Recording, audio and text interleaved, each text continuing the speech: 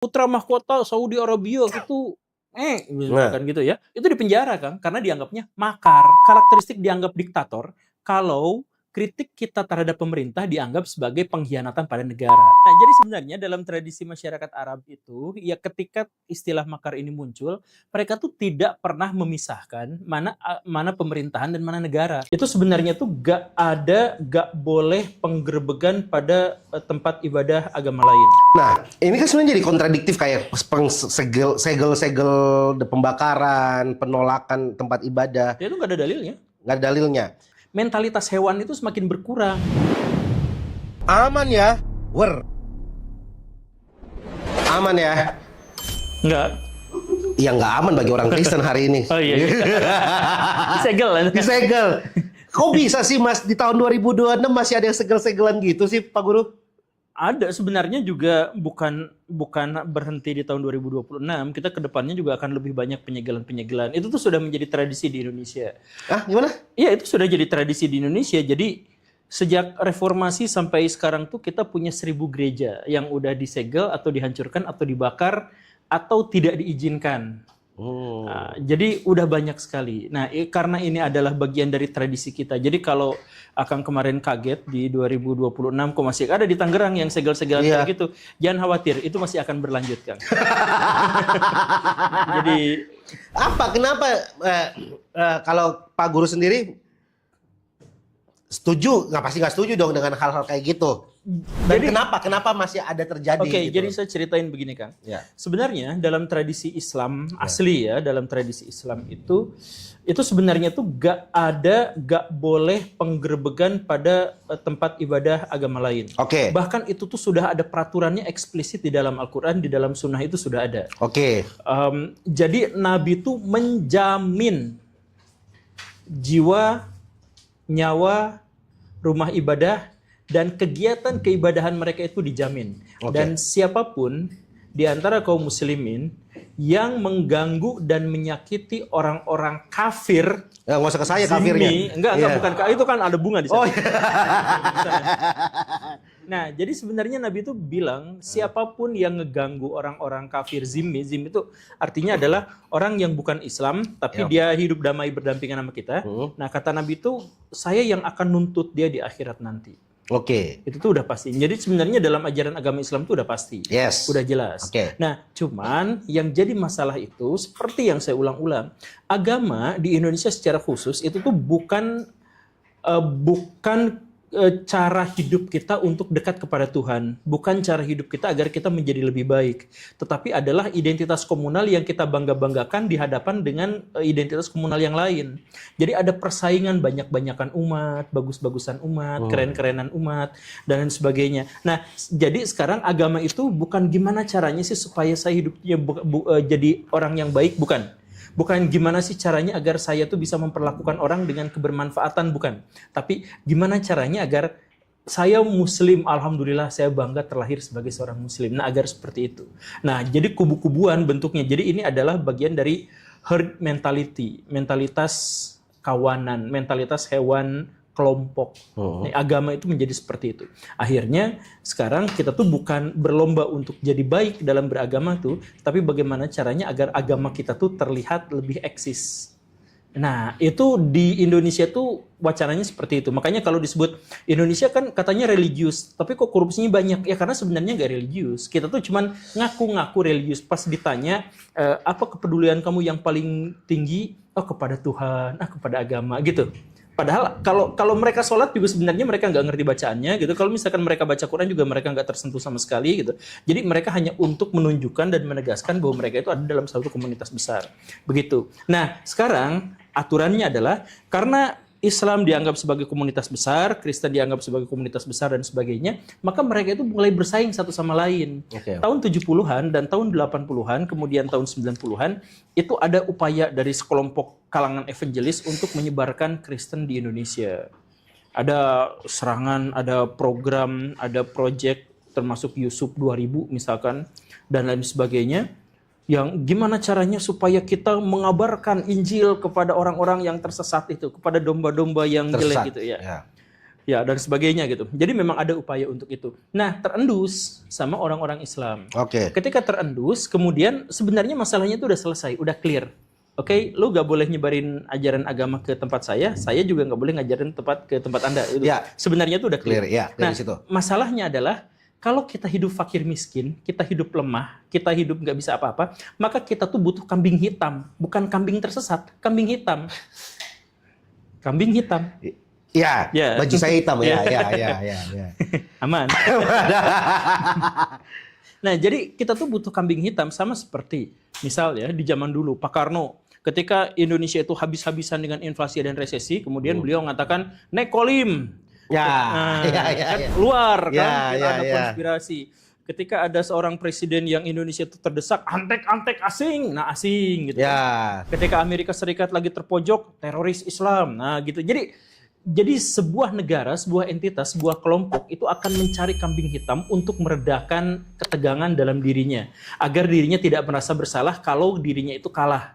Sebuah tim kalau kalah, dia pasti akan nyalahin, oh itu wasitnya berpihak sama kelompok sana gitu kan. Ya, nah ya. sekarang, kaum muslimin sekarang, peradabannya turun, pendidikannya turun, ekonominya turun, dan sebagainya. Maka mereka adalah kelompok yang paling mudah dan paling gampang untuk mencari kambing hitam. Nah, Kita tukeran aja Kang kali ya. Oh, iya. Kita kesini terus kayak. Ya. itu motor itu. Nah, jadi dalam hal ini misalkan ya, sebenarnya kristenisasi itu udah selesai. Oke. Sejak ya kalaupun ada itu ada sekelompok kalangan misalkan yang ketok-ketok itu yang dari kalangan ada lah ya. Ada kita tahu kalau di Kristen emang ada kayak gitu. Iya, ada yang Ya. seperti itu. Itu juga Kristen ada. nggak asik itu. Nah, cuman nggak sistematis yang kayak dulu itu. Nah, sebenarnya udah bisa di counter gitu. Kayak misalkan ada wilayah-wilayah di Ciwidey dulu ada Palalangon gitu. Kampung kristenisasi misionaris itu ada. Sekarang udah Islam semua gitu ya. Kemudian ada juga misal di Cianjur itu apa namanya ya? Itu udah diislamkan dan lain sebagainya udah selesai gitu. Nah, cuman kita tuh sekarang butuh pihak yang bisa kita salahkan. Nah, makanya muncullah ini gereja bikin kegiatan di sini pasti melakukan kristenisasi yang ingin menghancurkan umat Islam. Nah, seperti itu. Itu muncul. Nah, munculnya itu bersamaan dengan era reformasi. Karena era reformasi itu kan kita tuh euforia ya, euforia terhadap kebebasan. Nah, karena euforia terhadap kebebasan, maka diantaranya kelompok-kelompok yang paling radikal sekalipun itu keluar semua, Kang. Dari yang paling kiri sampai yang paling kanan, sampai ekstrem kiri sampai ekstrem kanan, itu semuanya tuh keluar. Nah, Akang ingat nggak? Akang kelahiran tahun berapa? Saya 93. 93, tua ya. Nah, jadi Wah. Gimana dengan Akang? kalau saya bermutu kan. Alasannya bermutu. Bermuka tua. Kayak ngobrol sama bapak gua. Kang. Nah, jadi pas ingat nggak waktu reformasi dimulai, berarti Akang tuh masih ngalamin lah ya? Ngalamin. Tahu ya. Dulu sebelum reformasi, ulama ustadz dai di Indonesia yang levelnya nasional, gak ada satupun yang ngomongnya berani kasar, Kang. Oke. Tapi pasca reformasi, ustadz yang levelnya nasional itu ngomongnya bisa goblok, lonte. Ya. Ya, kayak gitu. Ya. Nah, ada perubahan radikal di kelompok-kelompok Islam yang akhirnya menjelma ya seiring mengikuti reformasi, menunggangi kebebasan. Jadi akhirnya pun mereka merasa bahwa diri mereka itu harus bebas karena sebelumnya tercengkram oleh kekuatan Orde Baru. Ya, akhirnya berubah membludak dan itu terjadi dari 98 sampai tahun sekarang. Makanya saya sebut pembakaran gereja, perusakan gereja, penyegelan gereja adalah 1000 kasus sampai sejauh ini ya, lebih dari 1000 kasus. Jadi udah jadi tradisi, kan. Udah menjadi tradisi. Udah jadi tradisi. Nah, kan tadi menarik tuh Akang bilang bahwa di Indonesia itu makna dari beragama itu kan bergeser kan ya. Iya. Penyebabnya apa? Contoh deh, kalau di Kristen ada yang ada oknum-oknum yang lebih Kristen daripada misalnya di Vatikan sendiri, misalnya. Iya. Kalau di Islam, kadang-kadang ada perdebatan di teman-teman yang Muslim juga bahwa kita ini lebih Muslim daripada Arabnya sendiri gitu loh. Di Arab sudah lebih progresif hari ini, ya kan? Sedangkan di Indonesia tuh kita yang lebih Arab daripada Arabnya lah. Oke. Kenapa itu bisa wes biasa? Apa? Kok bisa bergeser? Itu pas masuk di Indonesia tuh kok bisa? Ini paradigma yang keliru sih menurut saya. Oke. Jadi gini, agama itu universal, Kang. Betul. Jadi sangat mungkin sebenarnya dan nggak jadi masalah kalau Islam Indonesia lebih Islami daripada Arab. Nggak masalah Karena sebenarnya. suku dengan agama itu beda cerita. Ya. Indonesia tuh bisa lebih Islami daripada Arab dalam beberapa hal. Ya. Dalam kemampuan kita bersyukur, kita jauh lebih baik daripada Arab. Maksudnya? Jadi misal gini, orang Indonesia tuh Kang, kecelakaan di jalan, patah kakinya, Iya. dia tuh masih alhamdulillah. Nggak mati. Alhamdulillah cuman kaki ini. Iya, betul. Gitu kan? Betul. Arab gak bisa bersyukur kayak gitu kan. Arab kelindus, marah-marah luar biasa. Iya. Jadi kalau Indonesia itu bersyukur. Jadi kakinya dua-duanya alhamdulillah masih. Itu kemarin teman saya langsung. Nah, itu tuh lebih Islami daripada Arab. Kita juga lebih Islami daripada Arab dalam hal bangun subuh. Mereka tuh bangun jam 10 pagi kan. Kita sholat subuh berjamaah di Indonesia tuh. Jadi kita tuh lebih Islami sebenarnya dalam banyak hal. Ya. Gitu ya. Nah, tapi bukan berarti kita tuh langsung dikaitkan kita tuh sok-sok Islami lebih daripada Arab. Kita tuh banyak yang lebih Arab daripada Arab. Ya. Nah, ini tuh sering disalahpahami. Misalkan gini nih. Contoh. Dalam tradisi Islam, nama masjid tuh sebaiknya nggak usah berbahasa Arab. Sebaiknya nama yang baik yang sesuai dengan tradisi dan sejarah wilayah itu. Jadi kalau misalkan di Indonesia dikasih nama Masjid Kebahagiaan, itu tuh bagus. Dikasih nama Masjid Sudirman, itu tuh bagus. Dikasih nama Masjid Susilo Bambang Yudhoyono, itu tuh bagus. Oke. Nah, di Indonesia... Oh, Anda pro SBY doang? Enggak. Oh, iya. Ya udah, Masjid Joko Widodo. Biar aman. Biar aman. Daripada di framing Anda kan. Nah, tapi di Indonesia Masjid Nurul Amanah, Nurul Hidayah. Di Arab juga nggak ada Masjid Nurul Hidayah. Ya, nah, itu yang lebih karena bahasa Arab di sana. Ya, Indonesia lebih Arab daripada Arab tuh kayak gitu. Oke. Nah, jadi emang masalahnya tuh di situ. Terus yang Kristen juga sebenarnya Kristen itu selama dia memegang hukum kasih, semoga selama mereka itu berusaha berkontribusi buat masyarakat tanpa mereka melakukan kerusakan dan kekerasan, oke, itu tuh Kristen. Iya. Gak usah kemana-mana bawa simbol-simbol Alkitab kemana-mana. Di situ. Atau itu tuh antingnya Kristen gitu kan, disalib-salib. Gak perlu kayak gitu juga. Oh, Kevin tuh. Ya. Gak itu tuh di belakang. Jadi kita tuh fokusnya pada simbol. Kita tuh fokusnya pada simbol-simbol keagamaan itu. Karena apa? Ya karena nalar kita tuh rendah. Kalau misalkan nalar kita tinggi, kita tuh nggak butuh simbol kan. Ngerti nggak maksudnya? Ngerti. Jadi gini, yang ada tulisan jangan buang sampah sembarangan di situ tuh hanya untuk orang yang bernalar rendah. Di Eropa tuh nggak ada tulisan jangan buang sampah di sini karena semua orang udah tahu, udah ada, nggak perlu ada simbol-simbol bahwa di sini tuh nggak usah buang sampah di sini gitu. Mereka tuh udah tahu. Nah, orang-orang bernalar rendah tuh butuh simbol itu. Oh, karena dia gagal untuk mengabstraksikan. Orang yang gagal mengabstraksikan, dia ketergantungan sama hal-hal yang simbolik gitu. Hal-hal yang jelas terpampang nyata gitu. Nah, jadi bagaimana berislam itu masalah batin. Itu masalah sepenuhnya adalah masalah batin. Saya tidak akan berkata kasar, saya tidak akan merusak hubungan orang lain, saya tidak akan memberikan kejelekan buat orang lain. Itu tuh beragama. Simbolnya apa? Itu bukan simbol, itu perbuatan secara keseluruhan. Nah, tapi orang-orang yang nalarnya rendah itu harus pakai sorban. Harus pakai, nah kayak gitu. Harus pakai papan salib, kaos jelek gitu, tapi dibalikin dikasih kawat-kawat. Wow. Kebalik gitu ya. Iya, kebalik gitu. Nah, jadi maksud saya adalah ya selama masyarakat kita adalah masyarakat yang belum teredukasi dengan baik, maka cara beragama kita akan beragama dengan cara yang seperti itu, penuh simbol-simbol. Gitu. Nah, itu bentuk sebuah kekurangan, kesalahan kah atau gimana Pak Guru melihatnya? Ya, itu adalah bagian yang harus kita perbaiki. Oke. Cuman segala kesalahan kalau sudah ditautkan dengan agama itu biasanya jadi benar. Nah, itu masalahnya. Jadi segala sesuatu yang ditautkan dengan agama itu pasti jadi benar ya. Iya.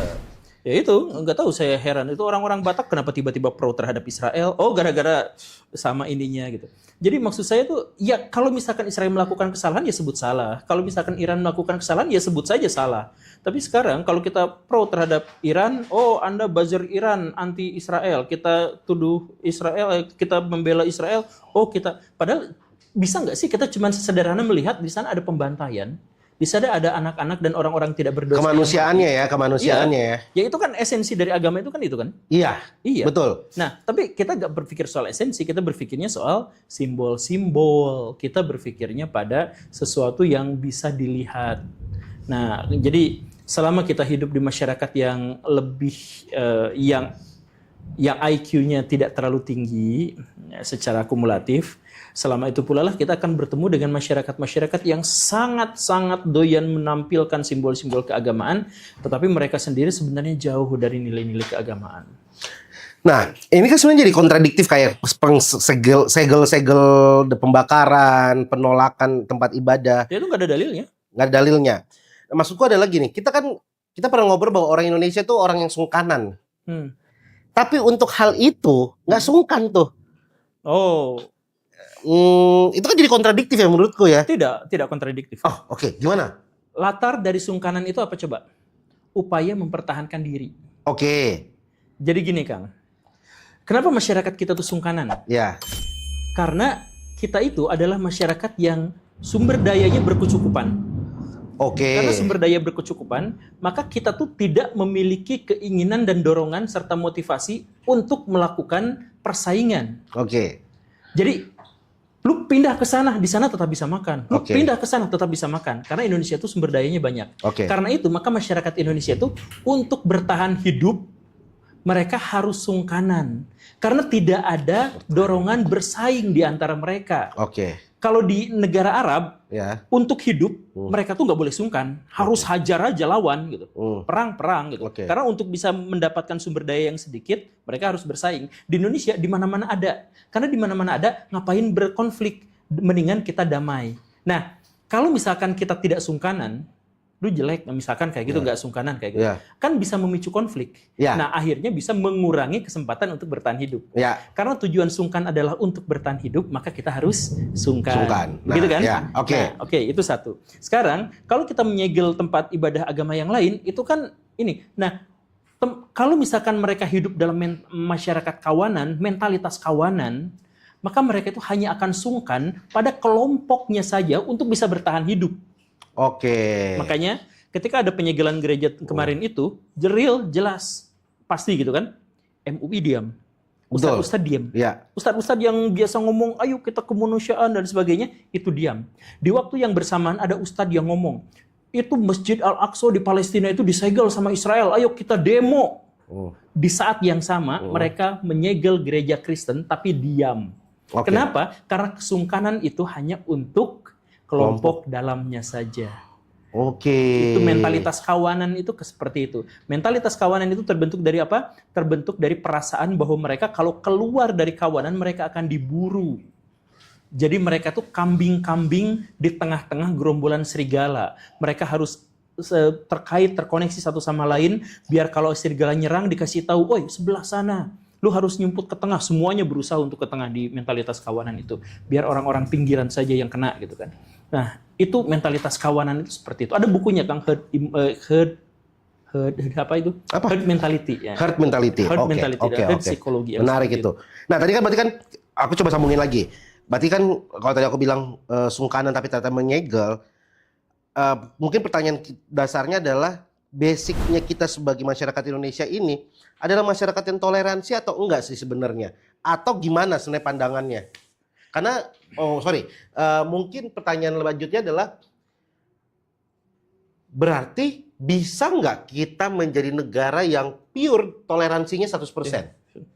Ini muternya bisa ya? Bisa Kang, bisa. Bisa. Ada Ada gitar. pentok, gitar. Jadi gini Kang, sebenarnya masyarakat kita itu adalah masyarakat yang sangat-sangat toleran. Nah, itu dia aku. Sangat-sangat toleransi. Hitungannya ya, kita tuh salah satu negara berkembang paling toleran di dunia.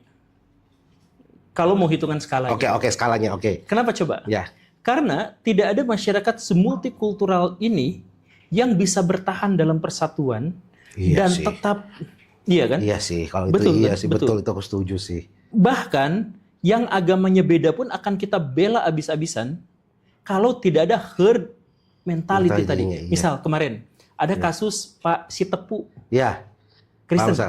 Iya, Kristen. Kristen. Itu yang Muslim tuh demo, bikin konten, itu jaksa Iya. dijelekin, Iya, dihujat, iya. dicaci maki untuk memberikan kebebasan pada Pak Amsal Sitepu. Iya. Udah namanya Amsal itu dari Alkitab. Iya. Sitepu lagi, aduh ini Sitepu ini pasti Batak ini. Ya misalkan yang Iya, seperti iya, itu ya. iya. Tapi kita tuh akan ngebela habis-habisan dan kita tuh Iya tidak peduli sih. pada agamanya apa. Iya sih. Coba kita lihat misalkan Rismon Sianipar. Iya. Anjay ini Batak banget ini. Ini Batak, ini Kristen ini Iya, Batak. iya. Tapi kita gak akan bawa-bawa Bataknya. Kita akan Iya, bawa dia pro atau anti Jokowi. Nah, dukungan pada dia tidak terkait dengan agamanya, Iya. tapi terkait dengan sikap politiknya Iya. atau sikap akademiknya, Iya. misalkan seperti itu. Nah, jadi sebenarnya kita tuh dalam hal itu, kita tuh sangat-sangat toleran, Kang.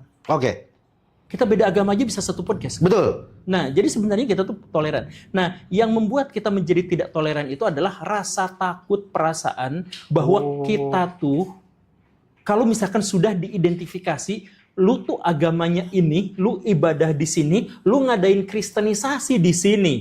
Kita imannya sedang goyah-goyahnya, kita lagi miskin-miskinnya, lu datang khotbah sambil bawa Indomie. Nah, itu yang perasaan yang merasa terancam. Tapi kan kami nggak melakukan seperti itu. Ya. Nah, tapi dikatakan, ya kamu melakukan itu terselubung karena ada konspirasi. Kenapa? Miskin yang tadi itu. Kalau miskin, dia akan berusaha cari kesalahan pihak lain untuk dikambing hitamkan. Berarti semua akar masalah dari tadi yang aku tanyakan jawabannya mengerucut pada herd mentality tadi. Itu Dan kemiskinan tadi ya. itu pertahanan alamiah kita, Kang. Jadi Oke. semua manusia tanpa kecuali, itu bukan tanpa kecuali sih. Maksudnya mayoritas manusia secara evolusi disetelnya gitu. Agar mereka tuh bisa bertahan hidup, Kang. Di negara lain ada yang kayak gitu juga nggak sih? Sama semuanya gitu. Sama semuanya ya? Cuman semakin kaya, mentalitas hewan itu semakin berkurang. Jadi gini, Kang, ada perbedaan ya. Oke. Ada mental macan, Ya. ada mentalitas embe. Ya, Oke? oke. Mentalitas macan itu pengennya sendirian, Kang. Oke. Gak mau bareng-bareng. Ya, nggak Kenapa mendukung. pengennya sendirian? Sebab dia yang berburu. Ya, Kalau berburunya bagi-bagi, dia harus ngasih makan teman-temannya juga. Makanya dia pengennya sendirian. oke. Macan. Kalau kambing, dia pengennya kelompok banyakan dalam skala yang besar. Karena semakin banyak, semakin kecil potensi dia yang kena dimangsa. Betul kan? Betul. Nah, sekarang orang-orang yang sudah kaya raya luar biasa, itu mentalnya mental macan, Kang. Sendiri. Dia sikut sana, sikut sini sendirian. Gue pengen jadi penguasa satu-satunya. Ya kan? Karena dia ada di atas. Yang di bawah desak-desakan berupaya menyelamatkan diri. Jadi mentalitas kawanan itu hanya untuk fakir miskin yang tidak terdidik. Berarti bener dong kalau dulu beberapa temenku baik mau di Muslim maupun di Kristen suka bilang kalau udah kaya toleransi itu pasti apa ya? Mungkin bahasa mereka adalah ketika sudah mapan berkecukupan itu hal-hal receh kayak intoleran itu nggak bakal ada. Bukan nggak bakal ada. Mereka Tidak peduli. Mereka intoleran terhadap kalau pajaknya tiba-tiba ya, Iya kan, kadang kan gitu kan. intoleran, gitu. Semakin kaya lu tidak akan semakin ngurusin hal-hal remeh. Iya betul. Maksudnya hal-hal yang berhubungan dengan naluriah. Ya, karena kan gini, gereja dibangun di kawasan elit pasti nggak pernah ada disegel. Enggak. Karena semua yang Muslim di situ udah kenyang. Iya betul. Begitu sebaliknya, masjid di kawasan yang semuanya Kristen dan elit juga tidak dipermasalahkan. Betul. Tapi kalau itu ada kelemahan sedikit sih, Pak. Apa? Kemarin yang ngegerebek, yang menyegel itu gendut-gendut, Pak. Jadi udah kenyang sebenarnya. Tapi mesti nyegel. nah, itu apa tuh? Oh, karena kalau itu kebanyakan makan aja. Tapi Kang, ini saya juga kemarin ngobrol di podcast tempat lain gitu. Oke. Jadi waktu Islam di era kejayaannya, di era Abbasiyah, di era Turki Utsmaniyah dan sebagainya, itu gereja tuh bukan hanya boleh ada, tapi dia tuh bahkan bekerja sama dengan pemerintah. Iya, jadi bahkan di kota Baghdad itu tuh ada sekitar 178 gereja. Oke. banyak banget Kang untuk ukuran abad pertengahan. Ya. Nah, sedangkan di Eropanya sendiri itu yang Ortodoks sama yang Katolik sama yang Protestan itu timpuk-timpukan. Iya. Nah, tapi kalau misalkan di sini mereka cari amannya tuh di situ. Bahkan ada yang jadi pejabat, ada yang jadi ya tenaga-tenaga profesional yang kayak gitu tuh B aja. Kenapa? Karena tidak khawatir. Karena mereka itu udah kaya-kaya. Karena namanya juga zaman keemasan, duitnya terlalu banyak, intelektualnya terlalu tinggi. Tapi kalau misalkan masyarakat ya hidupnya di bawah garis kemiskinan, ya Jadi itu sangat mempengaruhi ya. Tingkat ekonomi itu Betul. mempengaruhi mental, pola pikir, dan bagaimana cara kita memandang satu sama lain ya. yang paling penting adalah naluri untuk bertahan hidup. Jadi kita sebagai manusia itu tuh kan didorong oleh dua naluri kan. Naluri untuk mempertahankan spesies, naluri untuk mempertahankan diri. Oke. Jadi semua yang kita bicarakan, semua yang kita lakukan, itu ujungnya tuh cuma dua itu, Kang. Naluri untuk mempertahankan spesies, naluri untuk mempertahankan diri. Itu aja. Oke, kalau aku tarik bukan tarik akangnya. Tarik lebih ada payungnya adalah gini. Kenapa di sebenarnya jawabannya kan karena tadi naluri kehewanan gitu tuh ya. Mayoritas tuh pasti menindas minoritas. Yeah. Dalam konteks apapun. Karena di videoku aku bilang juga, ini bukan masalah Kristen disegel. Di daerah lain di Indonesia yang mayoritasnya Kristen, Ya Mesir juga disegel. masjid juga disegel Iya. gitu loh. Jadi ini bukan tentang agama, tapi bagaimana pola pikir kawanan mayoritas. Ya. Dan ini bukan tentang agama doang, di berbagai aspek. Mayoritas akan selalu berupaya menindas minoritas. Ya. Bener atau salah nggak pemikiran itu dan kenapa? Benernya adalah pihak yang kuat akan menghegemoni dan mendominasi pihak yang lemah. Oke, Itu pasti. itu pasti. Bagaimana wujud dari hegemoni itu bisa mengayomi, bisa mengancam, bisa menyerang. Oke, Itu pilihan. itu pilihan. Itu Oke, pilihan. Tapi pada faktanya adalah siapapun yang lebih kuat, dia pasti akan menghegemoni yang lemah. Itu Oke. pasti kan. Nah, jadi di Indonesia, kalau Indonesia mengaku bahwa masyarakat mayoritasnya Muslim dan kemudian mereka itu merasa menghegemoni, mereka tuh sebenarnya punya pilihan. Apakah mereka melindungi Kristen-Kristen ini, atau mereka mengintimidasi, atau mereka bahkan menyerang Kristen-Kristen ini. Itu bebas, tapi yang jelas kelompok yang kuat itu biasanya akan menghegemoni yang lemah. Masalahnya adalah di Indonesia itu ada kebingungan. Yang lebih kuat tuh di Indonesia Islam apa Kristen, Kang? Nah, bingung kan? Itu dia. kalau lebih banyak tahu. Jadi di Indonesia itu Muslim yang kaya raya itu cuma 15%. Muslim yang kaya. Iya, itu cuma 15%. Oke. Nah, Yang sisanya ya Kristen. Nggak mungkin Kristen. juga dong. Ya sangat mungkin. Orang Cina aja kurang dari 5%, mereka menguasai 60% ekonomi Indonesia. Nah, Cina itu kan kebanyakan Kristen, Pak. Oke. Sebenarnya mereka nggak mau masuk Kristen sih, cuman gara-gara ibadahnya biar nggak terlalu ribet gitu.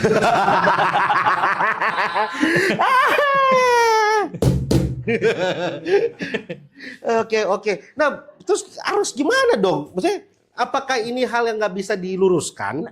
Nah inilah ini yang memancing rasa takut dari masing-masing pihak. Oke. Yang Muslim ngerasa kita makanya kemarin pas yang segel itu dia tuh ngerasa jadi korban kan? Iya. Bener kan? Iya. Ya karena dia merasa bahwa sebagai Muslim di negara sendiri tapi kalah sama Cina Kristen sipit itu. Iya. Nah kayak gitu. Yang Kristen kami tuh korban. Kami tuh udah meminoritas. Regulasi malah berpihaknya kepada yang mayoritas, bla bla bla bla bla. Nah, dua-duanya tuh merasa diri mereka itu sebagai yang lemah, yang merasa terancam. Itu masalah besar di Indonesia tuh. Nah, bisa dilurusin nggak kayak gitu-gitu? Apa balik lagi ke tadi herd mentality? Atau Ya kalau mau dilurusin, kita tuh butuh pendidikan yang baik. Oh, Tapi larinya kan ke sana. gimana cara kita memberi pendidikan yang baik? Indonesia banyak pengangguran itu justru gara pendidikan kita tuh nggak nyambung. Oh iya. Kita tuh di sekolah tuh gak diajarin apa-apa. Jadi boro-boro diajarin toleransi. Nah, lanjutannya. Pak Guru melihat ajaran agama, kan di sekolah ada pelajaran agama. Iya. Seburuk apa pelajaran agama di sekolah? Yang saya lihat di sekolah itu bukan pelajaran agama ya. Apa Tapi itu? pelajaran budaya. Pelajaran budaya abad pertengahan. Nah, Oke. jadi kalau misalkan kita mau belajar agama, Ya. nggak boleh ada satu mata pelajaran khusus. Kita harus pas bahasa Indonesia, ayo kita belajar bahasa Indonesia dengan tata keagamaan yang baik. Pas belajar matematika, ayo kita gunakan rumus-rumus teori-teori ini untuk kebaikan bersama karena itu adalah dorongan agama kita. Agama itu iya. universal. Agama itu ada di setiap suku bangsa, ada di setiap daerah, ada di Iya, setiap mata pelajaran. Semuanya tuh ada. Nah, kalau misalkan agama itu terpisah, ini matematika berarti bukan agama, ini pelajaran agama berarti bukan matematika. Akhirnya apa? Orang yang beragama jadi belah belah soal matematika, orang yang ngerti matematika tidak beragama. Tadi aku langsung sepintas berpikir gini. Lucu ya negara kita. Negara Indonesia ini adalah negara yang mengaku beragama. Ya, agamanya sangat kuat di Indonesia. Tapi ada pelajaran agama. Ya, iya itu. Ya karena butuh simbol. Kita tuh fakir miskin. Kita tuh butuh simbol. Jadi butuh ada itu kan sebenarnya. Jadi pelajaran agama itu adalah hasil kompromi orang-orang founding parents kita di masa lampau. Jadi di Indonesia dulu tuh kan ada persengketaan yang sangat dahsyat antara kaum nasionalis yang cenderung sekuler dengan kaum nasionalis yang agamis. Gitu ya, antara Soekarno dengan Natsir misalkan. Yang seperti itu. Nah, pergolakan itu nggak pernah selesai, Kang. Bahkan ketika ada pemilu pun langsung deadlock gitu. Udah pemilu, deadlock, langsung akhirnya terjadi kerusuhan di mana-mana sampai akhirnya dekret presiden gitu. Yang membuktikan bahwa Indonesia tuh nggak pernah akur. Masalah simbol nasionalis dengan simbol agamis itu nggak bisa akur. Nah, karena itu maka bikin kompromi. Kita tuh negara yang berbasis pada ketuhanan agama ya. Yang Maha Esa, tapi tidak menjalankan syariat Islam bagi para pemeluknya. Itu setengah-tengah. Kompromi. Gitu ya. Nah, kemudian, kita tuh berarti negara agama bukan? Bukan, tapi ada Kementerian Agama. Iya. Nah, di sekolah, kita tuh sekolahnya sekuler akademis, tapi ada pelajaran agama. Nah, kayak gitu. Jadi, itu adalah bentuk kompromi dari masa lalu. Iya.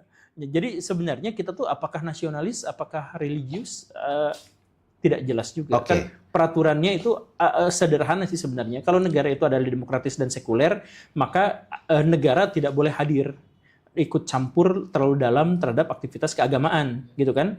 Harusnya gitu. Nah, tapi kita ada kementeriannya, jadi ada apanya.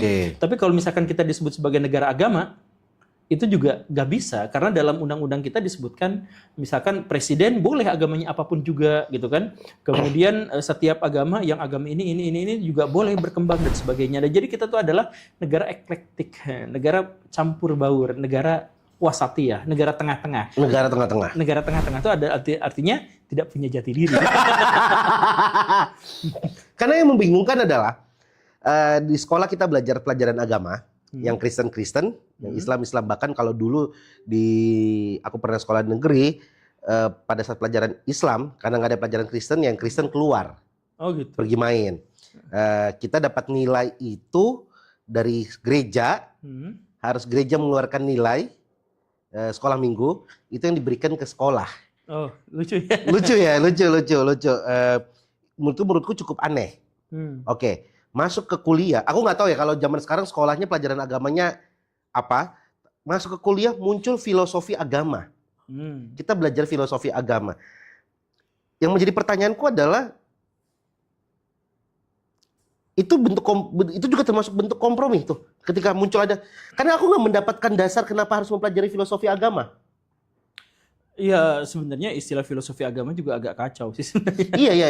Di beberapa kampus tuh ada pelajaran itu tuh, filosofi agama. Jadi mungkin bingung di kepala aku ya. Ketika SD, SMP, SMA, yang sekolah negeri pasti ada pelajaran Islamnya. Di sekolah Kristen ada pelajaran Kristennya. Sekolah yang universal, universitas, yang kayak umum. Aku nggak tahu pelajaran agamanya apa. Tapi pada saat nyampe di universitas, bingung kan menentukan pelajaran agama apa nih. Kampusnya kampus universal kan. Yaudah kita kasih kurikulumnya adalah filosofi agama. Mempelajari tentang budaya-budaya, filosofi dalam beragama. Tapi kan itu tidak mengejar apa-apa juga. Menurutku ya gitu. Itu bentuk kompromi. Iya, itu bagaimana. Jadi kita butuh kompromi, kita butuh simbol karena negara itu kan yang paling penting itu sebenarnya adalah bagaimana caranya mereka tuh punya alasan untuk bersatu, tidak berantem, tidak ribut. Jadi mereka tuh harus cari cara dan sistematis untuk bisa membuat negara kita, bangsa kita itu tidak ribut satu sama lain. Ya tapi kenapa dipaksakan ada masuk pelajaran agama menurut Akang gitu? Akang tidak nonton video saya yang kemarin itu yang saya dihujat sama antek Israel. Jadi saya tuh bilang gini kan, jadi agama tuh negara itu tidak urusan dengan benar salah, Ya. tapi urusan dengan yang penting tuh happy, yang penting tuh damai, teratur, aman, nyaman. Karena sebenarnya kalau konteksnya sudah negara, itu kita tuh udah nggak terima benar dan salah. Kita tuh terima yang penting yang dimaksud dengan benar itu menguntungkan, aman. Yang dimaksud dengan salah itu berarti chaos, kacau, dan tidak menguntungkan. Ini menguntungkannya ke point of view-nya pejabat, pemerintah, Semua atau rakyat? rakyat. Jadi gini, rakyat kita itu dibohongin. Tapi biar akur tuh gitu. Misal. Saya bikin buku. Kenapa terbit sekarang? Saya tuh agak khawatir itu. Buku itu, saya Udah terbit? Udah. Belum, nanti belum. Nanti? Hah? Kabarin ya kalau udah. Oke. Saya di buku itu saya pertanyakan kayak gini. Orang Papua dengan orang Papua Nugini itu bentuknya sama. Dasar kebudayaannya sama. Bahasanya relatif sama atau induknya sama, gitu kan? Makanan pokoknya juga relatif sama, cara hidupnya juga relatif sama, tapi terpisah menjadi dua entitas politik yang berbeda, Indonesia dan Papua, gitu kan? Orang Papua dengan orang Jawa itu memiliki perbedaan yang signifikan, agamanya, gaya hidupnya, rasnya, ciri fisiknya dan sebagainya, itu beda, tapi jadi satu kesatuan. Orang Melayu dengan orang Malaysia gak ada bedanya, bahasanya sama, budayanya sama, agamanya sama, tapi terpisah jadi dua negara. Nah, kalau misalkan kita mau beneran bahwa yang dimaksud dengan negara itu adalah entitas politik yang mewakili sebuah bangsa, kalau misalkan begitu ya, maka pernyataan saya itu akan dianggap sebagai makar, Kang. Yes, makar. Bagus. Bener kan? Bridging buat topik makar kita. Iya, ya. bener. Yes, keren banget. Nah, karena apa? Karena padahal saya menyatakan sesuatu yang realistis. Benar kan, orang Papua sama orang Papua Nugini bentuknya sama kan? Iya. Ya, pola-pola umumnya gitu. Iya. Nah, tapi mereka terpisah jadi dua negara yang berbeda. Terus orang Timur dengan orang Timur Leste dengan orang NTT, apa bedanya? Iya. Bahasanya aja mereka saling mengerti satu sama lain. Iya. Mereka nyambung. Kenapa mereka terpisah? Hanya gara-gara leluhur mereka dijajah bangsa yang berbeda. Sesimpel itu, gak masuk akal. Mereka terpisah dan bersatu hanya gara-gara dijajah bangsa yang berbeda. Gak masuk akal. Wah, next bisa kita bahas itu tuh. Tapi demi menjaga persatuan, kedamaian, keamanan, bla bla bla bla bla bla, maka buku sejarah, buku dan sebagainya itu didesain secara sistematis agar mereka damai, akur, tentram. Orang Papua dengan orang Papua Nugini tidak gontok-gontokan dan mereka juga tidak ingin bersatu. Orang Malaysia dengan orang Melayu di Indonesia itu juga tidak ingin bersatu agar mereka hidup dalam ketentraman. Makanya kita tuh semuanya dikasih pil biru semuanya. Yang pil biru, pil merah itu ya, pil biru itu ya. Biar kayak gitu semuanya. Nah, itulah. Jadi nanti akan belajar agama, nanti akan belajar sejarah, nanti akan belajar PKN, nanti akan belajar antropologi dan sebagainya. Itu sebenarnya tidak benar-benar mewakili kenyataan, tidak sesuai dengan akademis. Tapi agar kita semua itu tidak perang, Kang, tidak bentrok. Tujuannya itu ya. Sebab kalau setiap orang mendapatkan identitas yang sama, pure, dan dia harus memperjuangkan itu, maka dunia tidak akan pernah baik-baik saja. Menarik. Hancur, kan? Menarik. Mendorong. Iya, menarik mendorong. Makar. Ya. Berarti kan sebenarnya yang dibutuhkan adalah bagaimana masyarakat happy, semua happy, dan tidak terjadi perpecahan. Itu tujuannya. Iya. Nah, tapi reformasi kita sudah melakukan. Reformasi 98 itu termasuk makar bukan? Menurut Pak Guru? Makar terhadap pemerintahan, tidak makar terhadap negara. Oke, pemerintahan. Nah, baru-baru ini narasi makar tuh keluar lagi. Kalau kata Bang Ferry Amsari adalah impeach. Di undang-undang ada, diperbolehkan. Ya kan? Karena kalau pakai bahasa makar itu dipermasalahkan. Ya, impeach ada peraturannya. Yang aku pengen tanya adalah seberapa besar makar itu bisa merubah keadaan. Teksnya terlalu susah ya, jadi mikir dulu. Iya. Gini Kang. Sebenarnya istilah makar itu tidak berasal dari Indonesia, itu dari Oke. Timur Tengah, itu dari Arab, Iya. itu bahasanya. Saya mau menyebut itu tapi saya nggak tahu bagaimana cara nyebutnya. Oh gitu ya. Apa itu bacanya apa tuh? Maker tuh. Maker. Tipu daya. Tipu daya. Hmm. Nah, itu menarik tuh. Nah, jadi gini. Dasarnya tipu daya. Akang ditipu saya yang berdaya ya. Nah, jadi ada kahon saya. iya benar. Iya. Saya juga Ada kahon.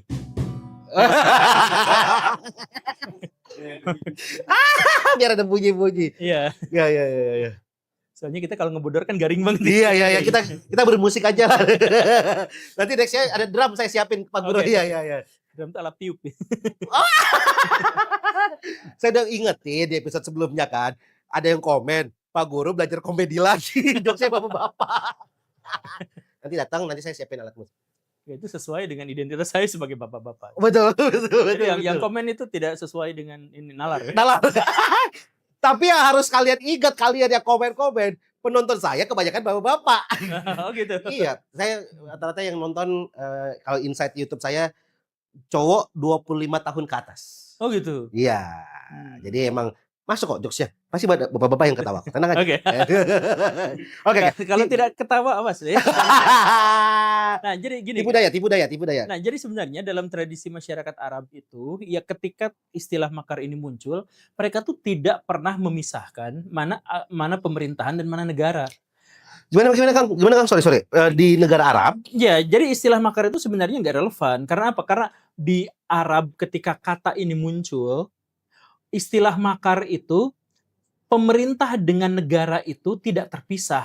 Jadi negara adalah pemerintahan itu adalah negara. Jadi kalau kita kritik terhadap pemimpin, kita tuh mengkritiknya terhadap negara. Jadi kalau kita ingin mempertahankan pemerintahan kita dianggapnya mempertahankan negara kita. Oke.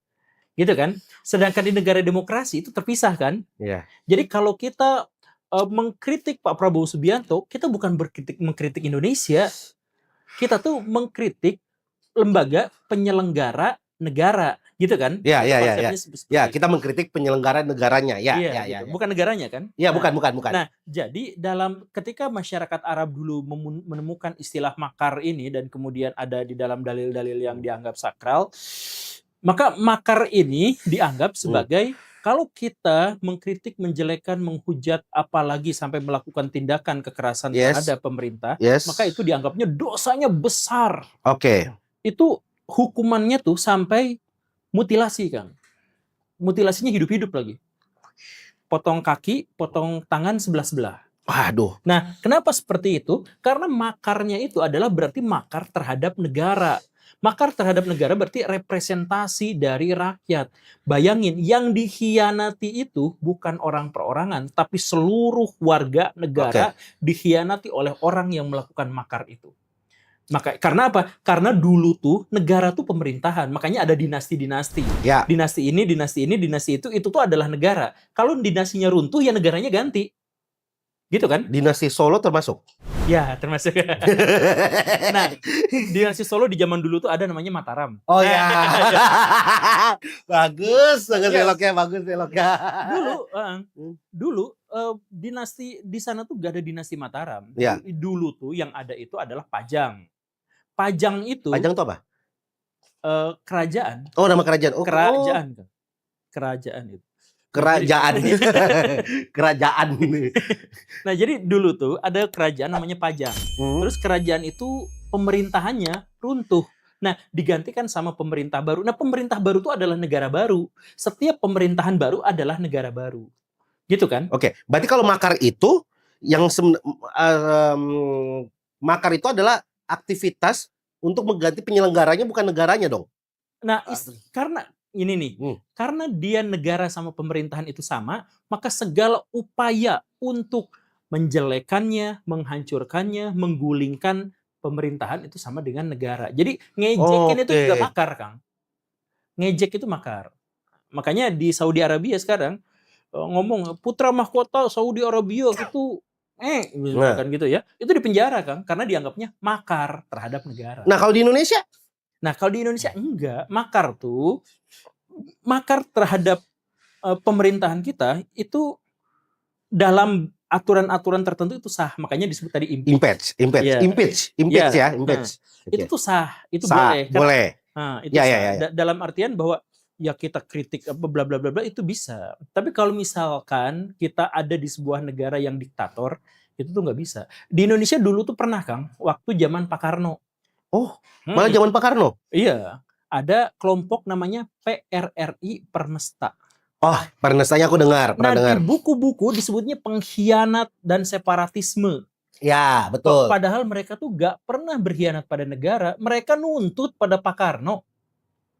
Pak Karno, dituntutnya tuh Pak Karno.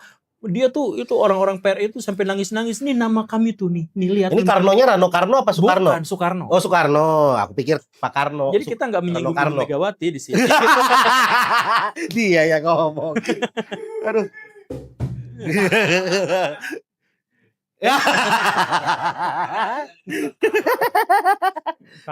Ya, jadi sebenarnya ya pada waktu itu jadi negara ini dianggap dianggap diktator kalau kritik kita terhadap pemerintah dianggap sebagai pengkhianatan pada negara. Oke. Sama seperti yang dilakukan Pak Prabowo. Ketika Pak Prabowo ada yang mengkritik saya itu antek asing, tidak patriotis, itu yang kalah dalam pemilu, bla bla bla bla bla. Padahal kritik kita tuh bukan pada negara dan nggak ada hubungannya dengan antek asing. Kita cuma sebel sama Bapak, gitu doang. Itu konteksnya itu ya. Konteksnya gitu. Jadi, nah, oke, lanjut. Nah, jadi Pak Prabowo saya mohon maaf, jadi jangan ada narasi antek asing, jangan ada. Kalau misalkan Pak Prabowo sendiri adalah kritikus yang sangat luar biasa terhadap pemerintahan sebelumnya dan tidak ada yang mempertanyakan patriotisme seorang Prabowo Subianto. Betul. Nah, atas alasan yang sama, ketika ada yang mengkritik pemerintahan kita bukan berarti kita mengkritik pada negara kita. Justru kecintaan kita pada negara mewujudkan atau termanifestasi dalam bentuk kritik kita terhadap penyelenggara negara yang kurang baik. Kan gitu, Pak. Oke. Aku setuju, kritik boleh. Oke. Makar juga aku sebenarnya nggak mempermasalahkan. Tapi sebelum masuk ke sana, aku pengen nanya gini, Pak Guru. Waktu kita masih dijajah Belanda, perlawanan kita termasuk makar. Betul. Itu yang termasuk makar itu. Ya ada beberapa konteks, ya itu betul. Tapi ada banyak yang tidak. Yang tidaknya gimana? Jadi misal ketika perang di Penogoro, yang makar tuh Pangeran Diponegoronya. Yang melakukan makar? Iya. Pangeran Diponegoronya? Iya. Okay. Jadi pada waktu itu ada kerajaan Mataram. Ya. Kekaisaran Solo itu. Kekaisaran Solo. Nah, ya. Itu tuh berkolaborasi dengan Belanda. Dan mereka itu menjalin hubungan yang sangat erat. Pemerintahan negara Mataram. Ya. Dengan Belanda. Ya. Itu berkolaborasi. Sorry, aku potong. Aku pengen nanya biar aku nggak salah nangkap di kepala. Ini yang menjadi penyebab adanya kesultanan dan kesunanan. Ini sesudah kejadian itu. Oh, malah ini sesudah? Sudah kejadian itu. Karena kan pada waktu itu jadi Solo dan Jogja udah pecah. Oh, udah pecah dulu. Oke. Siap. Nah, jadi setelah pecah itu kejadian, nah Pangeran Diponegoro tuh melihat bahwa pemerintahannya yang sah itu udah menggadaikan harga dirinya kepada Belanda. Karena apa-apa tuh udah izin dulu sama Belanda, ngobrol dulu, konsultasi dulu sama Belanda, senjata aja disuplai sama Belanda. Nggak ngerasa nggak ada harga dirinya. Maka Pangeran Diponegoro makar terhadap Mataram. Yeah. Tapi karena Mataramnya dibelain sama Belanda, Belandanya berperang melawan Pangeran Diponegoro. Jadi sebenarnya perang Pangeran Diponegoro itu adalah perang melawan Mataram yang dibantu oleh Belanda. Bukan perang Diponegoro melawan Belanda. Nah, dalam konteks itu Pangeran Diponegoro yang makar. Karena dia melawan pemerintahan yang sah. Yang didukung oleh Belanda. Oke. Nah, kalau yang para pahlawan kita melakukan pemberontakan dan akhirnya kita merdeka, itu kan waktu itu Jepang juga adalah pemerintahan yang sah. Tidak.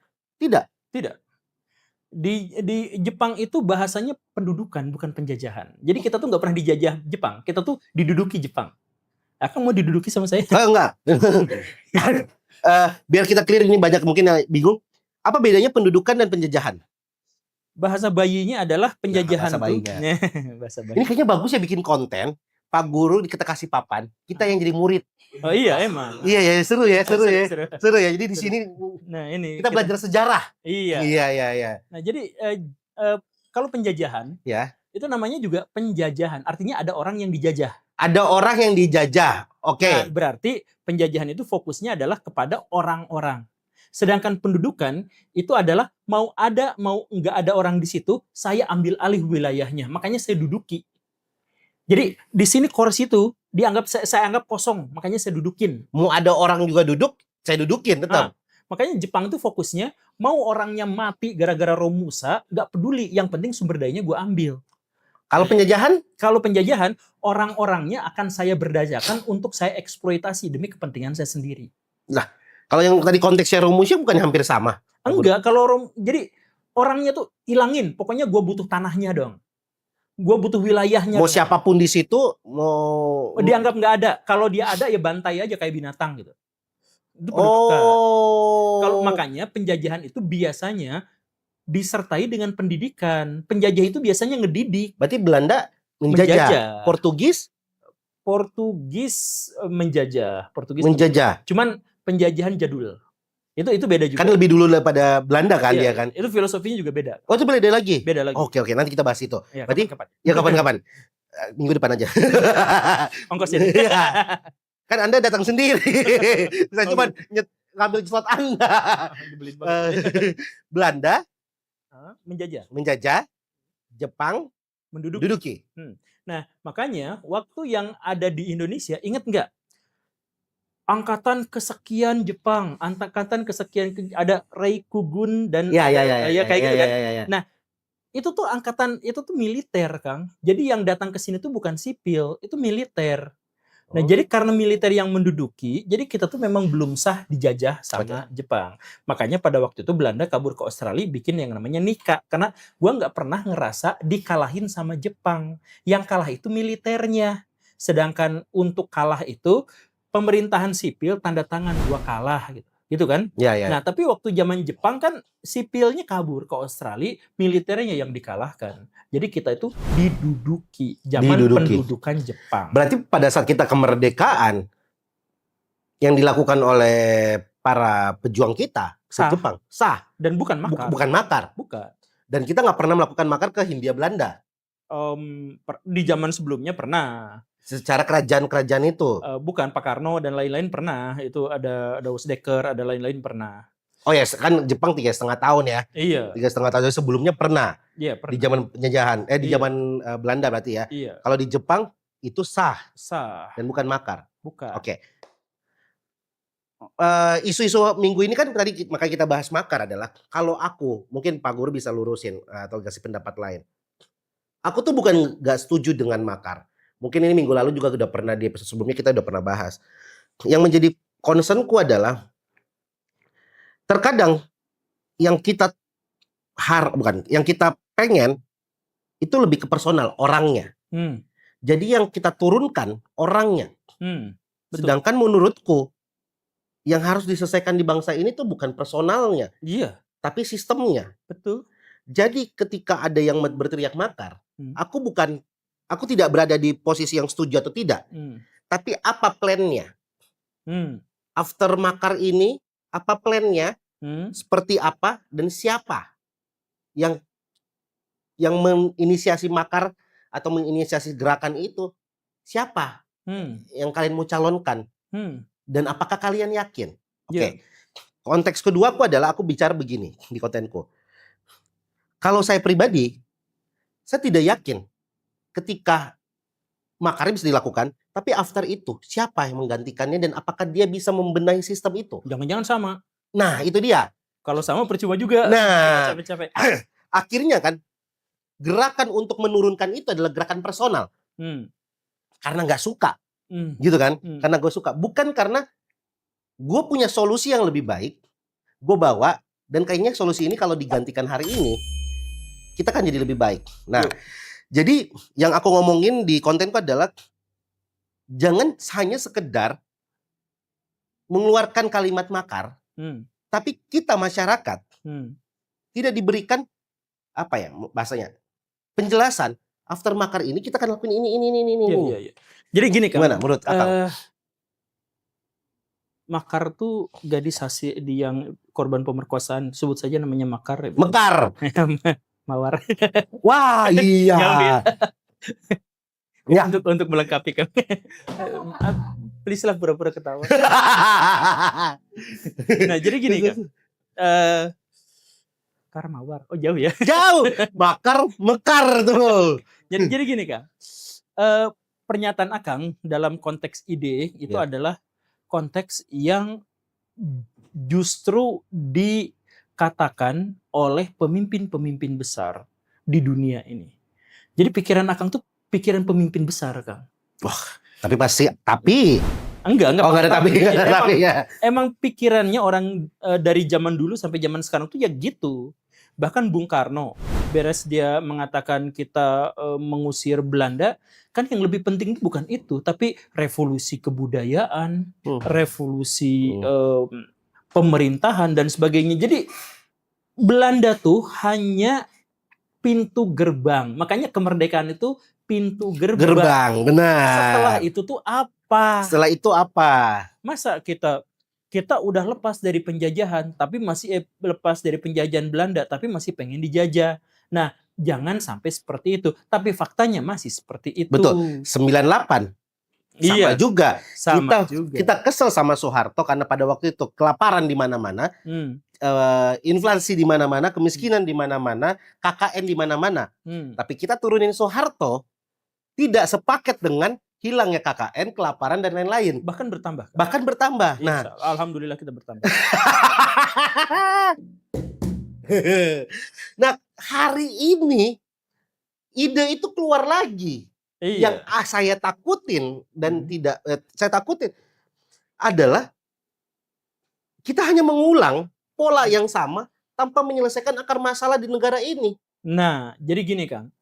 Kalau revolusi itu atau makar itu biasanya emang menyasar pada pemerintahan atau individu. Itu nggak bisa disangkal. Oke, itu emang seperti itu. Emang seperti itu. Oke. Nah, tapi biasanya perubahan pada kultur dan struktur akan mengikuti, tapi dalam jangka waktu yang jauh lebih lama dan jauh lebih panjang. Jadi sebenarnya gitu, biasanya umumnya tuh begitu. Kalau ada upaya untuk memendekkan, itu biasanya malah chaos, kerusakan yang lebih fatal daripada langkah sedikit demi sedikit. Gitu Kang. Jadi misal ya, di zaman reformasi, kita tuh udah menggulingkan Pak Harto. Udah menggulingkan Pak Harto. Bagaimana dengan KKN-nya? Naik 4 kali lipat. Naik, iya. Naik.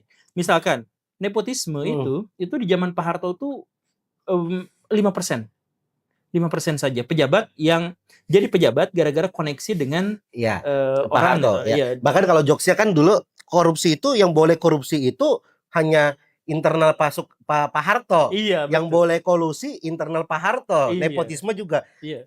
Korupsinya atas seizin Pak Harto. Iya. Hari ini presidennya nggak tahu kalau ada yang korupsi, ya kan? Iya, tahu, miris cuma dimaafkan. Mirisnya kan itu ya, mirisnya di situ. Oke. Nah, jadi diharapkan inilah kita tuh harus sedikit demi sedikit. Karena apa? Karena kalau misalkan kita merevolusi sebuah kultur, kita tuh harus menghilangkan beberapa generasi dan itu mustahil. Iya, kan, aku setuju itu tuh. Kita dididik sama bapak kita, anggaplah bapak kita tuh korupsi. Kita tuh dididik sama bapak kita yang begitu. Nah, jadi gimana cara menghilangkan? Ya bapak kita dan kitanya dihilangin. Tapi kan nggak mungkin. Yes. Nah, karena nggak mungkin, setelah revolusi itu kita bikin peraturan, bikin regulasi, lalu ciptakan pendidikan. Itu biasanya yang berkelanjutan. Kalau berhasil. Tapi kalau nggak berhasil, revolusi digulingkan, pemerintahan digulingkan. Setelah itu kita kembali lagi. Nah, itu adalah kegagalan pendidikan. Nah, itu makanya kuncinya gini nih Kang, dalam sebuah negara jangka pendek itu harus diselesaikan dengan hukum, jangka panjang itu selesaikan dengan pendidikan. Itu rumusnya. Pendek hukum, panjang pendidikan. Iya. Oke, kenapa pada waktu reformasi 98 pendidikannya nggak diberesin? Diberesin sebenarnya. Dulu tuh kita tuh bikin kurikulum baru tuh yang sebenarnya luar biasa. After reformasi ya? Iya, after reformasi itu pendidikan itu tuh jauh melompat sebenarnya tuh. Harusnya kan berarti kan generasinya lebih baik dong hasilnya. Ya, nah masalahnya gurunya sama, penyelenggaranya sama. Ah, iya. Coba, Kak, Akang kurikulum sekarang Iya. dari Akang sekolah sampai sekarang kurikulum udah ganti berapa Udah kali? berapa kali-kali? Anggaplah 4 kali, Iya. anggaplah 4 kali ya. Iya, iya. Sekarang Akang balik lagi ke sekolah, duduk ke bangku yang sama, dan kemudian menikmati pelajaran yang sama. Insya Allah Akang akan mendapatkan sistem yang sama, cara mengajar yang sama. Padahal kurikulum udah gonta-ganti kan. Bener, cobain aja. Berarti selain pendidikannya diperbarui, pelakunya juga diperbarui. Iya, Harusnya. harusnya. Begitu juga dengan hukum. Iya, Sistem hukumnya dibenerin, iya. Pelakunya. pelakunya juga dibenerin. Iya. Nah, sejak reformasi kita itu tuh gak sampai, kita tuh terlalu fokus pada Pak Harto. Nah, gengnya Pak Harto itu masih berkuasa bahkan sampai sekarang. Nah, berarti aku nggak perlu nanya. Takut ya? Aku nggak perlu tanya Pak Guru setuju atau tidak dengan makar. Tapi pertanyaanku adalah, berarti apakah makar adalah solusi yang tepat di hari ini, di Iya, situasi sekarang, terhadap Pak Prabowo. terhadap Pak Prabowo, terhadap pemerintahan hari ini, atau mungkin ada solusi yang lain? Makar itu sebenarnya bukan urusan solusi, Kang. Makar itu adalah Pintu gerbangnya? bukan. Makar itu adalah konsekuensi. Oke, konsekuensinya. Jadi kalau negara ini tertata dengan baik, kita tuh tidak akan menemukan ada gejala makar. Oke. Tapi kalau sebuah negara chaos, kacau Chaos, balau, dan ya. gagal untuk mensejahterakan rakyatnya, makar itu menjadi guyonan dan opini setiap hari. Jadi makar itu jangan kita lihat sebagai sebuah opsi. Ancaman. Bukan, jangan kita anggap sebagai sebuah Oh, pilihan. oke. Itu setuju nggak dengan itu? Bukan. Tapi itu adalah sebuah konsekuensi.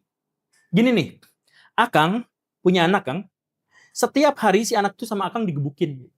Gedenya konsekuensinya dia pasti benci sama Akang. Betul. Itu konsekuensi. Jadi jangan tanya ke si anak, "Nak, kamu pilih benci atau sayang sama papa?" Itu bukan pilihan. Itu konsekuensinya. Iya, itu konsekuensinya. Sekarang, kalau misalkan rakyat merasa hidup dalam penderitaan, kalau rakyat merasa dikhianati oleh pemerintahnya sendiri, kalau rakyat merasa bahwa pajaknya digunakan untuk korupsi dan sebagainya, maka adalah sebuah konsekuensi kalau mereka menghendaki pergantian pemerintahan.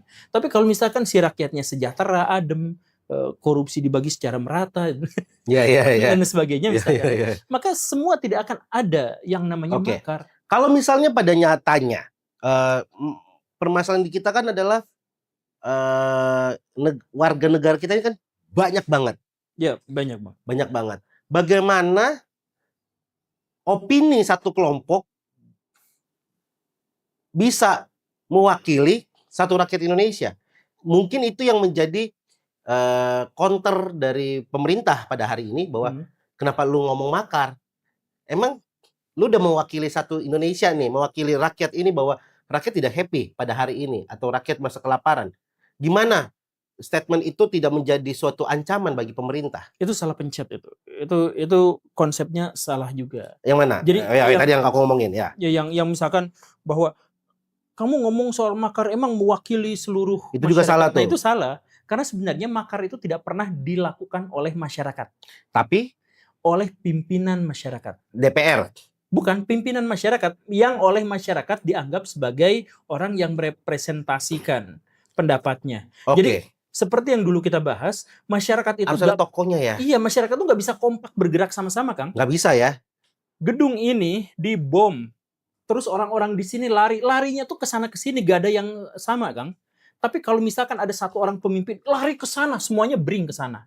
Nah, harus ada orang itunya. Sekarang Akang temukan di sebuah pabrik yang sangat besar, ada orang karyawannya itu, si buruhnya itu gajinya kecil. Apakah A, mereka langsung keluar? Apakah B, mereka akan melawan, datang langsung ke pimpinan, atau C, mereka akan ngumpul rapat dan menunjuk satu pemimpin untuk suruh ngobrol sama pimpinan? Makanya ada persatuan buruh. Iya. Dan bagaimana cara si kepala perusahaan mengendalikan si buruh? Gak ngomong ke semua buruh, satu pegang. Gua naikin gaji 4 kali lipat, tapi hentikan buruh itu. Itu selesai, Kang. Itu mekanismenya. Nah, jadi kalau misalkan pemerintah ngomong, tapi kan rakyat, bukan rakyat.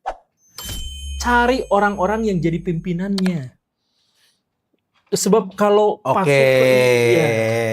Nah, pertanyaannya berarti adalah, ketika ada satu kelompok, lagi-lagi kita nggak ngomong setuju atau tidak, benar atau tidak ya, tapi ketika ada satu kelompok muncul dan berteriak gagasan makar atau impeach itu, berarti dia lagi sedang mencoba untuk melempar ide itu dan dimakan nggak dia sama masyarakat? Nah iya itu, siapa yang mengeluarkan isu itu? Mengeluarkan isu atau siapa yang mendorong? Aku ngomong di media. Iya. Kayaknya bisa kok kita menggeser Pak Prabowo dengan impeach, dengan makar, bla bla bla bla istilahnya. Siapa yang ngomong? Atau siapa yang dorong dia untuk ngomong? Iya, siapa yang dorong dia untuk ngomong? Itu kalau pemerintahannya bayangan. Menarik. Oke. Gitu. Cuman balik lagi, kalau ya ini mah kalau Pak, kalau misalkan Pak Prabowo lengser, emang gantinya siapa? Nah itu yang menjadi pertanyaanku sebenarnya. Di saat masa Gibran? Katanya kan bisa sepaket. Oh iya. Katanya, aku juga belum lagi pelajari nih. Kalau impeach itu boleh dan bisa sepaket. Oh gitu. Iya ya. Coba boleh nggak lu cari ada undang-undangnya coba. Katanya boleh, kata Bang Ferry Amsari di videonya fullnya juga aku nonton. Secara undang-undang kita boleh impeach itu sepaket.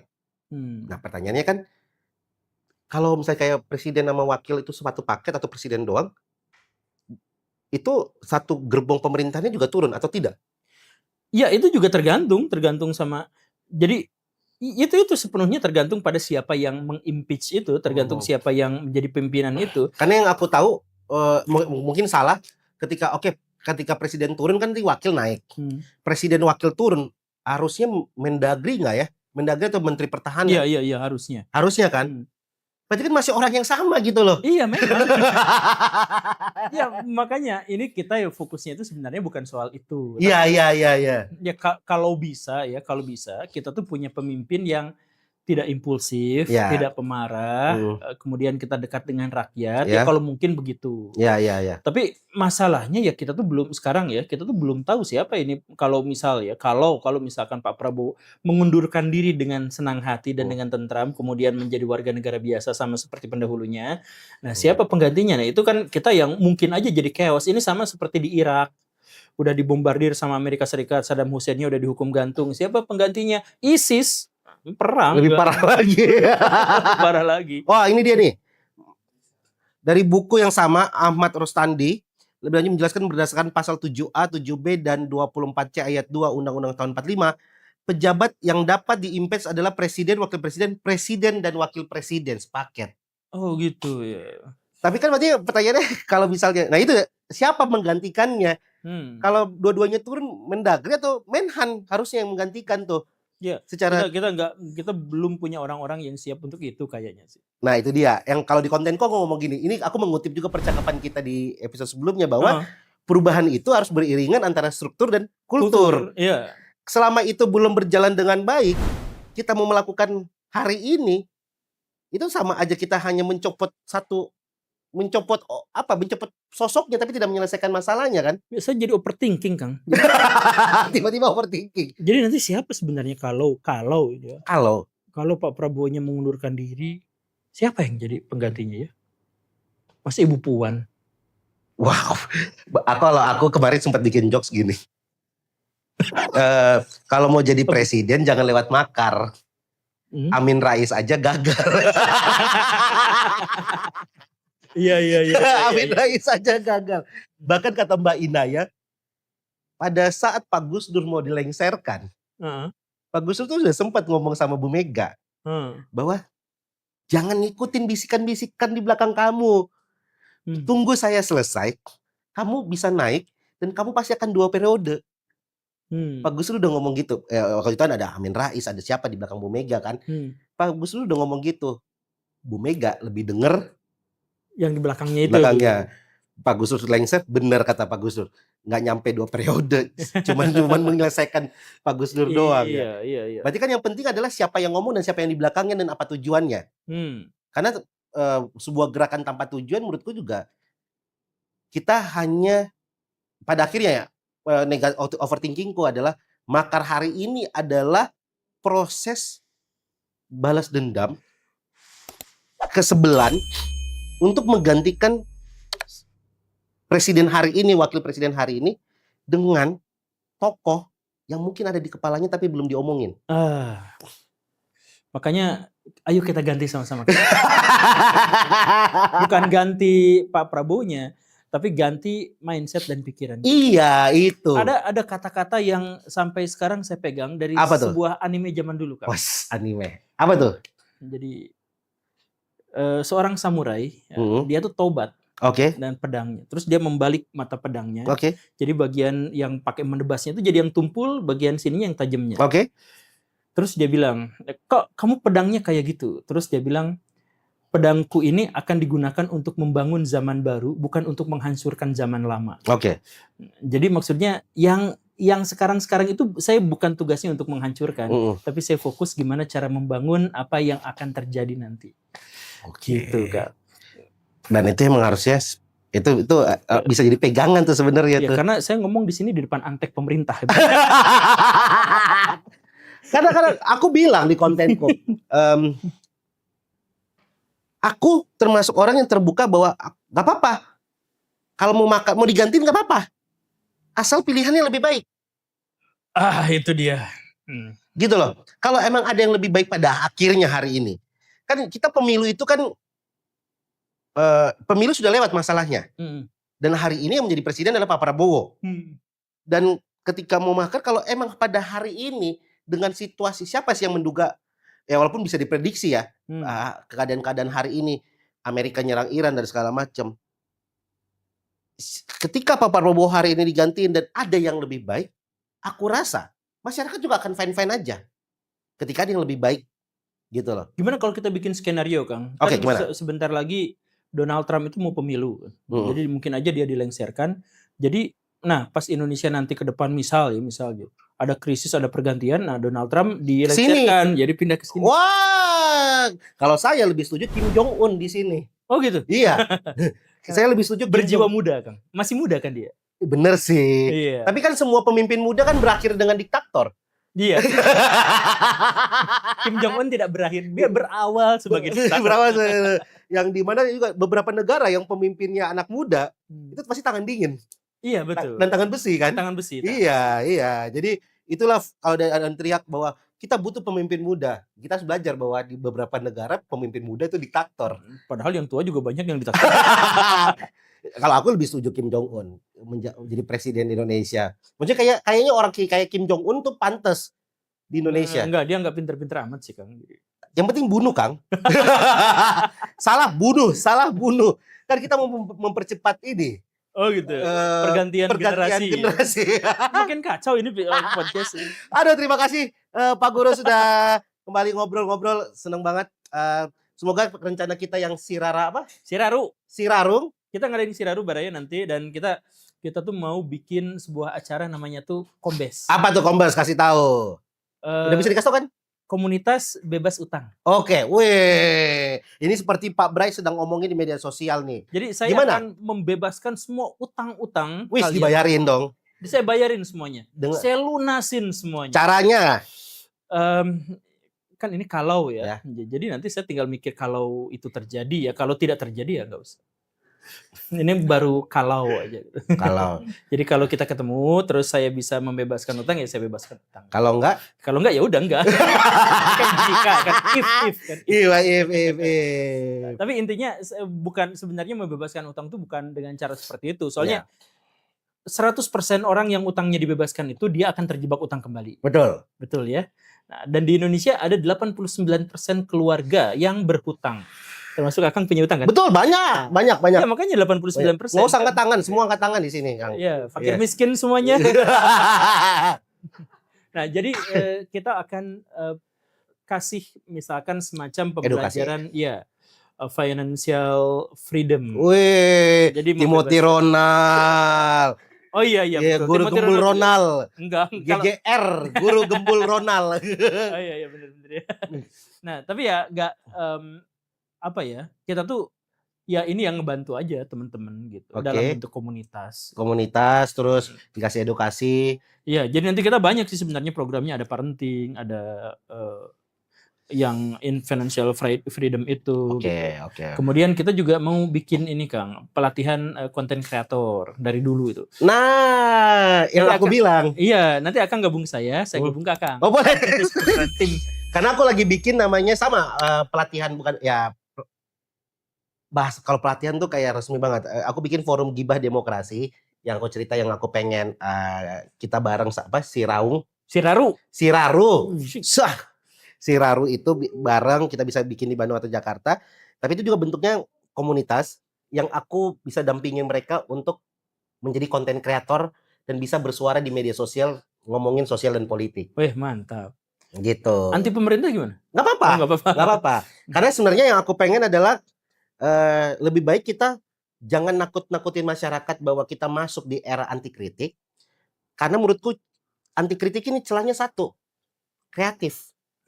Orang-orang yang bersuara dengan kreatif itu akan aman-aman aja. Kemarin Panji juga dikiranya aman, nggak aman ternyata.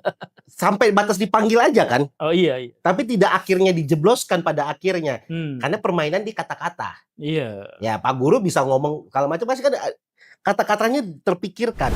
Beda dengan ketika ada orang yang bikin konten tiba-tiba misalnya presidennya Raki namanya. Raki goblok. Akan lebih bahaya itu daripada memanipulasi kata-kata itu tapi tujuannya sama. Iya, betul. Iya kan? Nah, itu yang pengen aku. Nah, ini dia. Ini Raki. Iya. Makanya aku pengen ngajarin pengen ngajakin dan ngajarin teman-teman yang mau jadi konten kreator, mau menyampaikan keresahan lewat media sosial atau siapapun mungkin punya kelompok-kelompok yang mau bersuara, aku ajarin cara kreatifnya. Oh. Bikin kontennya gimana yang aman dan kreatif. Cara makar yang aman. Cara makar aman. Cara makar aman, lucu banget tuh. Iya, itu di forum gibah demokrasi. Oke. Dan kita bisa banyak kolaborasi lah Kang, kalau gitu. Sip, terima kasih buat Pak Guru Gembul. Semoga sehat-sehat. Sini aja Kang, ngobrolnya. Nggak usah kemana-mana. Hari ini abis ini mau ngapain? Masih banyak kegiatan? Karena saya sakit, jadi saya mau kabur ke rumah. Mau guling-guling. Balik ke Bandung? Iya. Tadi udah kegiatan? Udah, sebenarnya ada beberapa kegiatan lagi, tapi... Ini saya kegiatan keberapa yang nih? Kedua, dari 4 agendanya, tapi... Akhirnya 2 cancel? Demi Akang. Wush, enggak, karena sakit. karena sakit. Ya udah kalau gitu sampai ketemu lagi di podcast yang lainnya. Ya nggak usah lah makar-makar lah. Iya, nggak usah ya. Makan aja masih susah. Ya daripada makar kan. Lebih baik makan daripada makar. MBG. War.